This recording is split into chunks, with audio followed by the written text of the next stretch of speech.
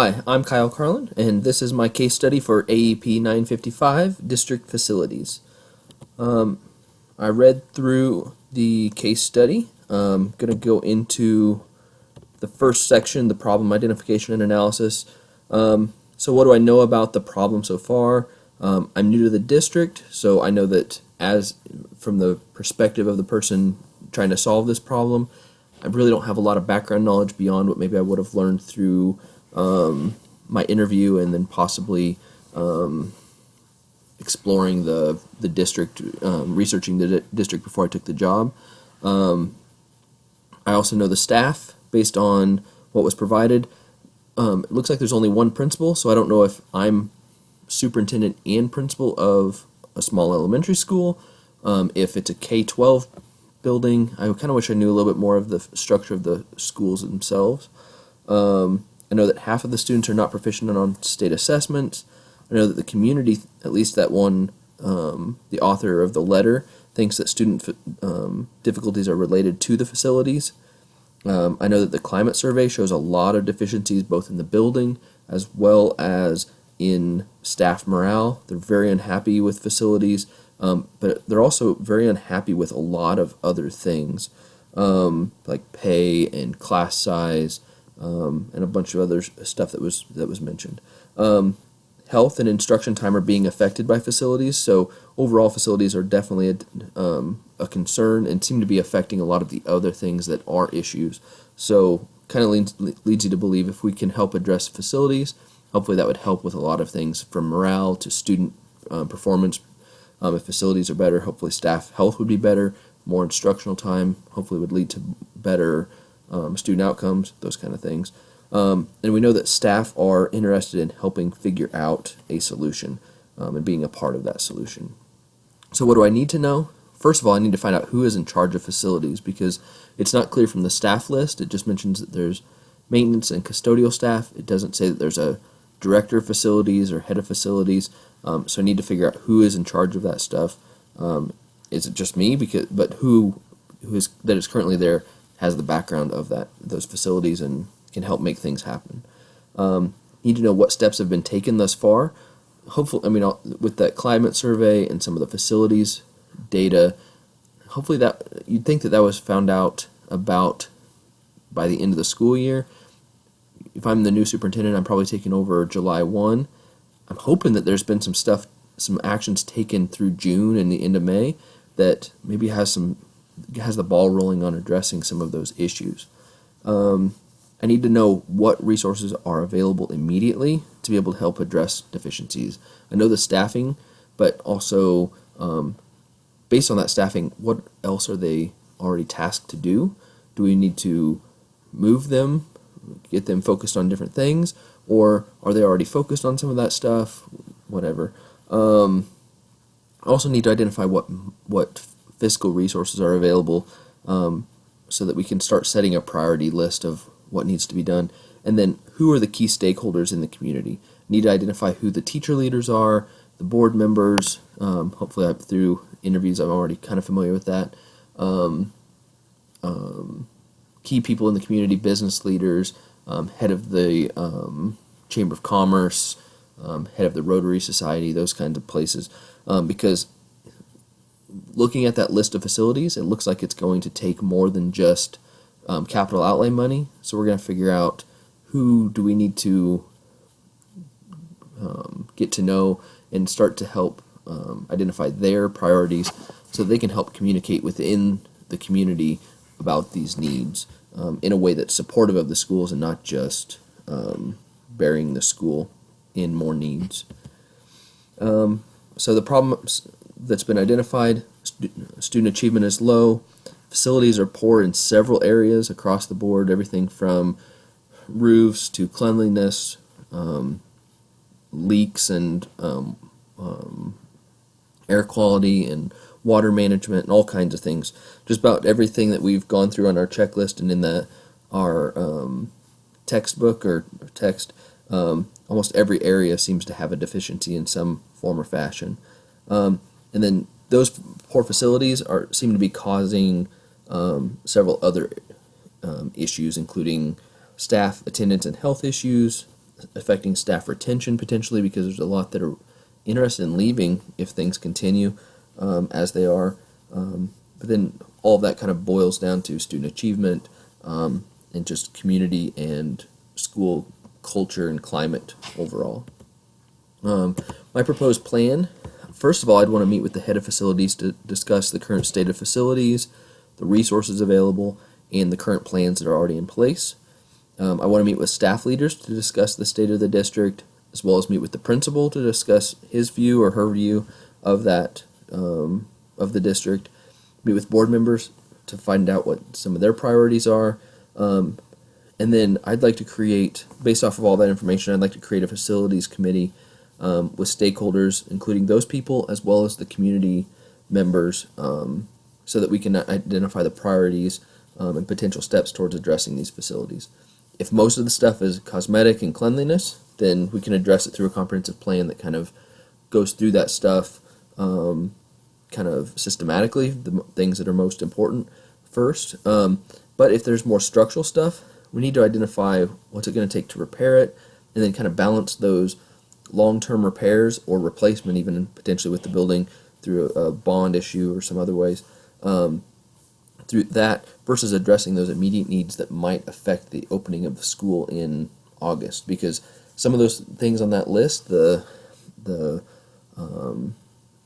pests, the air quality issues, the water damage issues, those could potentially be things that could keep a school from opening if the Department of Health were to come in and say, hey, that we can't have people in this facility. That could really have a big impact. So we got to figure out how do we get those things addressed first, and then we can work on the long-term stuff. But we have to make sure that the school can open first and foremost. Implementation of this plan, I would start to schedule those meetings during July, summarize my notes into a comprehensive view by the end of July, direct maintenance and custodial staff to address the quality of life and health issues as much as possible before the start of school, and then, of course, August gets a little busy with the start of school, so a lot of my focus would be getting the school ready. But by the end of August, I want to have that committee, the facilities committee, created, and then meet monthly to develop at least a 2-year plan, maybe farther out, but at least a 2 years plan to start with of what are these things that we're going to do. If a bond issue is needed, this committee would help go through those steps as well. As far as what's best for students, first and foremost, it has to be a safe and clean facility. We have to have a building that our students can actually be in and be safe in. Because if it's not safe, then we just may not even be able to have it open. We'd have to find other ways to serve our students, and that's going to be really difficult. It sounds like the community around it, there aren't a lot of resources, so we just have to make sure that we're safe and clean. We have to make sure we have healthy teachers, so that they can be there in the classrooms with students and teaching them the best they can. And then we have to be fiscally responsible. We can't be, just because we see all these needs, we have to be really strategic in how we address those needs, so that we kind of don't pigeonhole ourselves into a problem that now we don't have a real solution for. We spend all of our money on cosmetic stuff when we had a serious health and safety issue that we left unaddressed. We have to make sure that we're going through those priorities in a way that focuses first on that health and safety, and then on long-term repairs and solutions. Data from the case, just that deficiencies are potentially harmful to students. A lot of that, that's what led to a lot of my thinking throughout this, was just that potential harm to students, and then staff and community have a negative view of facilities. We have to work to address those, but we can use that negative view as kind of a motivator for the community of, if this is a concern, what are the different ways that we could solve this, and figure out which of those solutions is best for the community. If it means a bond issue, it might be the best solution. Debriefing the problem. Ultimately, what I was thinking about was, first of all, that facilities are very poor. Reading that list of things, again, it was pretty much everything we've talked about, just about the worst, or among the worst things you can for every single system. Staff are very unhappy. Students are facing a lot of obstacles in and out of school. And then just, of course, this is a case study, but everything just seemed dire. There wasn't a lot of strengths to go off of. But we'll get to the one in particular that I think is going to be a really powerful thing. Feelings. I was concerned about the well-being of students and staff in a facility that just has been left to disrepair. Was worried about the threat to student learning time because, we're in July already, and if things aren't being addressed, that just opens up a lot of potential risk. And then ultimately what I was valuing was the staff interest in being a part of the solution. When things get this bad, it would be really easy for staff to just be like, I don't care, I'm done with this, I'm out of here. But they want to stick around, they want to try and make things better, and they want to be a part of the solution, not just in the planning and problem-solving piece of it, but also in the actions, being willing to give up their time to put in work or put in efforts to clean and repair the school. That's a huge resource there, and especially in a small community, it's that kind of resources that can really keep things going in a sustainable way. Unresolved. I'd just like to know, how did things get so bad?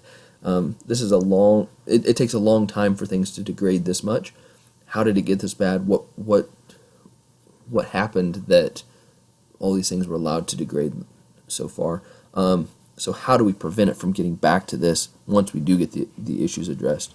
In a community, we don't want to be like, oh, everything's good, now we don't have to maintain it. We have to make sure that we're have the appropriate maintenance in place. As far as my reflection on Standard 6, in order to show that I would promote the success of all students by understanding political, social, economical, legal, and cultural context, as I was approaching this case study, I was considering, who needs to be a part of the solution. That's part of the political side. It's not just a matter of who's in the school, but who's in the community, and who ultimately is going to have the influence on this decision and on the actions that the district can take within the community. I considered the context of the district and the community. Sounds like the community is a safe, low-income, low-resource area. That could potentially be where a bond issue may not be the exact answer. So we have to find different ways that we can make that work for our community, for our district. We have to consider the fiscal resources that are available and the responsibilities we have with those fiscal resources. Have to consider the ability to keep school open due to the health factors. I mean, legally, if the Department of Health were to come in and see that there's a threat to public health, we would be it'd be a tough situation for the district to have to be in. So we want to make sure we're addressing that as much as we can. I was considering that as I was reading through that case study, and then ultimately I was considering the values of the community to ensure that the district actions are consistent with community priorities. I believe in any organization, if you're the leader, you need to have your own priorities, your own kind of framework of how you're going to work through things, but you have to address that through the context of a strategic plan or shared priorities for the larger group to make sure, because there's a lot of different ways you can solve a problem or a lot of different things that you can try to address, but if you're trying to work against the priorities and the values of those of the others in your organization, it's just really hard to come back from that or to combat that. Ultimately, that was my take on the case study. I'd be interested to hear what other people thought and to see if you guys maybe had some different perspectives on, especially on the problem. Having never been a school principal, I'm curious if my perception of the facility side of things is maybe a little bit different than those who are already in that position. So I look forward to learning more from you all. Have a good day.